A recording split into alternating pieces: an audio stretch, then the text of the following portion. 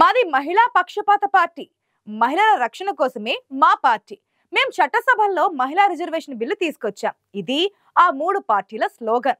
కానీ చెప్పేందుకు నీతులు పాటించేందుకు కాదన్నట్లుగా ఉందిట ఆ మూడు పార్టీల తీరు. ఏపీలో కీలకంగా ఉన్న ఆ జిల్లాలో కనీసం ఒక్కటంటే ఒక్క సీటు కూడా మహిళలకు కేటాయించలేదు. ఎంతో మంది సీనియర్లు పార్టీ కోసం పనిచేసిన వారు ఉన్నా మహిళలకు మొండి చేయి చూపారు. అసలు ఎందుకు ఆ మూడు పార్టీలు అలా చేశాయి? అక్కడ మహిళా నేతలు ఏమంటున్నారు? Watch the story.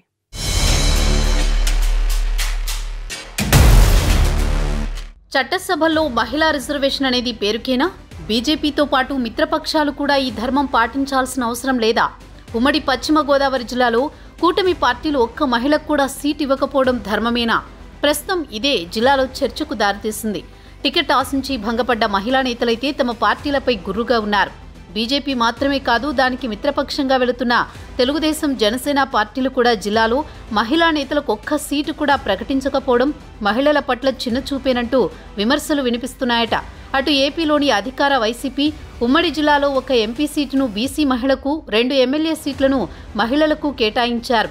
అందులో ఒక ఎస్సీ, ఒక ఎస్టీ మహిళకు కేటాయించి మహిళా సాధికారత, సామాజిక సాధికారతకు నిదర్శనంగా తమ పార్టీ ఉందని గొప్పగా చెప్పుకుంటోంది.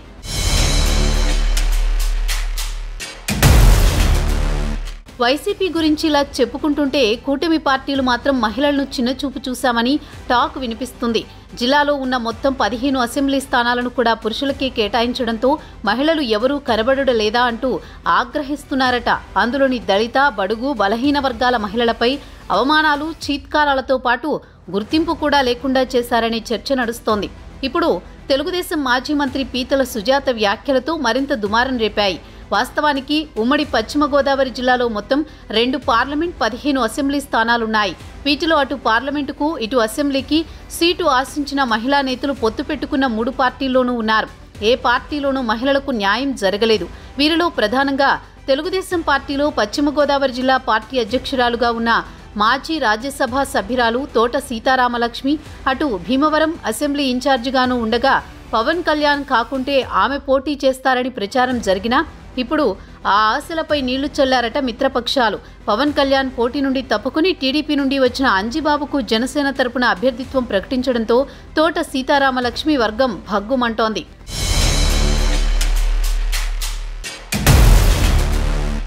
అంతేకాదు, ఇటీవల పవన్ కళ్యాణ్ తోట సీతారామలక్ష్మి నివాసానికి వచ్చిన సందర్భంలోనూ ఆమె వర్గం నేతలను, తెలుగుదేశం నాయకులను, అందులోనూ మహిళా నాయకులను గంటల కొలదీ వేచి ఉంచి కనీసం ముఖం కూడా చూపకుండా వెళ్లిపోవడం వారికి తీవ్ర ఆగ్రహానికి గురిచేసింది.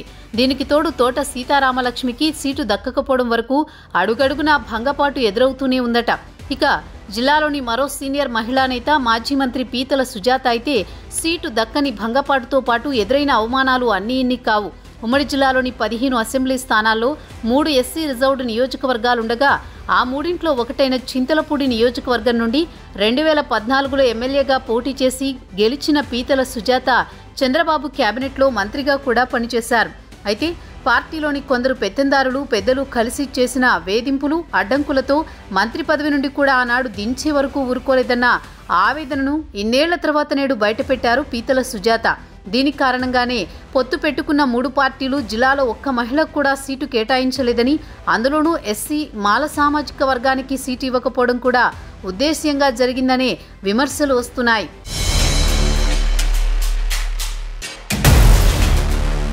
తాను ఎస్సీ, మాల వర్గానికి చెందిన మహిళను కావడం వల్ల 2 కోటాల్లోనూ ఏదో ఒక రూపంలో సీటు వస్తుందని ఆశించిన పీతల సుజాత గుర్తింపు లభించకపోవడంతో ఆమె ఆవేదన ఎట్టకేలకు కట్టలు తెంచుకుంది. ప్రభుత్వ ఉపాధ్యాయురాలి పదవికి రాజీనామా చేసి 2004లో ఆచంట నుండి టీడీపీ ఎమ్మెల్యేగా గెలిస్తే 2009లో సీట్ ఇవ్వలేదని, 2014లో చింతలపూడి సీట్ ఇస్తే గెలిచానని, మళ్లీ 2019లో సీట్ ఇవ్వకపోవడమే కాకుండా కొందరు నేతలు ఇబ్బందులు పెట్టారని అంటున్నారు.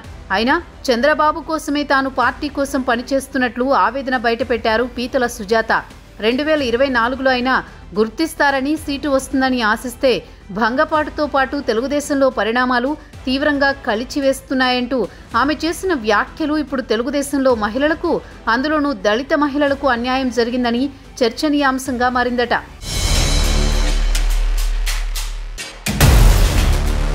ఇక తెలుగుదేశంలో సీటు ఆశించి కష్టపడి భంగపడ్డ మరో మహిళా నేత యాళ్ల లీలా ప్రశాంతి గత 12 ఏళ్లుగా కాకినాడ పార్లమెంటులో తెలుగు మహిళా నేతగా పార్టీ కోసం పనిచేస్తున్నారు. ఎస్సీ మాల సామాజిక వర్గానికి చెందిన లీలా ప్రశాంతి స్వస్థలం చింతలపూడి నియోజకవర్గం రంగాపురం ఇదే జిల్లాలో ఉంటుంది. దాంతో గత ఏడాది క్రితం పుట్టింటికి వచ్చిన లీలా ప్రశాంతి చింతలపూడి నియోజకవర్గంలో పార్టీ కోసం పనిచేస్తూ ఆర్థికంగానూ పార్టీ కోసం ఖర్చు చేశారు.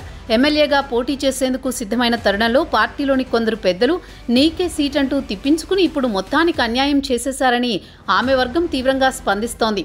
లీలా ప్రశాంతికి సీటు కన్ఫర్మ్ అంటూ మహిళా కోటాలో అందులోనూ ఎస్సీ మాల సామాజిక వర్గంలోనూ న్యాయం జరుగుతుందని భావించిన ఆమె అభిమానులు కూడా మహిళలను గుర్తించలేదంటూ ఫైర్ అవుతున్నారు.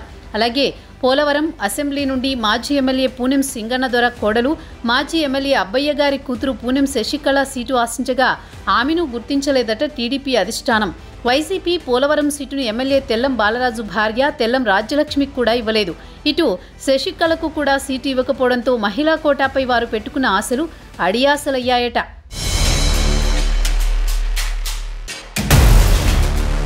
ఇక ప్రధాన తెలుగుదేశంతో పాటు జనసేన బీజేపీ కూడా మహిళలను గుర్తించకుండా అవమానించిందనే ప్రచారం గట్టిగానే వినిపిస్తోంది. జనసేన పార్టీలో ఘంటసాల వెంకటలక్ష్మి గత ఎన్నికల్లో జనసేన ఒంటరిగా పోటీ చేశారు. దెందులూరులో అప్పటి తెలుగుదేశం సిట్టింగ్ ఎమ్మెల్యే చింతమనేని ప్రభాకర్కు పోటీగా నిలబడి ఎన్నో సవాళ్లను ఎదుర్కొన్నారు. అధినేత పవన్ కళ్యాణ్ కూడా చింతమనేని రౌడీజంపై ఘాటుగా చేసిన వ్యాఖ్యలకు అనుగుణంగా పోరాడిన ఆమెను కూడా ఈసారి ఎన్నికల్లో పక్కన పెట్టేశారట. అంతేకాదు ఆనాడు రౌడీ అంటూ దుమ్మెత్తిపోసిన చింతమనేని ప్రభాకర్కి ఈనాడు పొత్తులో టికెట్ కూడా టీడీపీ నుండి కట్టబెట్టగా ఇక్కడ జనసేన కోసం నిలబడ్డ మహిళను గుర్తించలేకపోయారా అంటూ జన సైనికుల్లో చర్చకు తెరలేపిందట. ఇక బీజేపీలోనూ మహిళా నేతలకు భంగపాటు తప్పలేదు. బీజేపీ నుండి సీటు ఆశించిన వారిలో తాడేపల్లిగూడెం నుండి ఆదిలక్ష్మి, ఉంగుటూరు నుండి రాష్ట్ర నేత శరణాల మాలతీరాణిలు ఉండగా వారి ఆశలు అడియాసలయ్యాయట. శరణాల మాలతీరాణి అయితే తనకు సీటు వచ్చిందన్న ధీమాతో పార్టీ పెద్దలు ఇచ్చిన భరోసాతో ఉంగుటూరు నియోజకవర్గంలో పార్టీ కార్యాలయాన్ని అట్టహాసంగా ప్రారంభించారు. ఎన్నికల ప్రచార రథాన్ని కూడా రంగంలోకి దింపేశారు. చివరకు నిరాశ తప్పలేదు. బీజేపీలో ఉన్న మహిళా సీనియర్ నేతల్లో ప్రముఖ లిస్టులో ఉన్న మాలతీరాణికే సీటు ఇవ్వకుంటే ఇక మహిళా నేతలకు గుర్తింపు ఎక్కడన్న ఆవేదన ఆ పార్టీ మహిళా విభాగంలో చర్చ సాగుతోంది.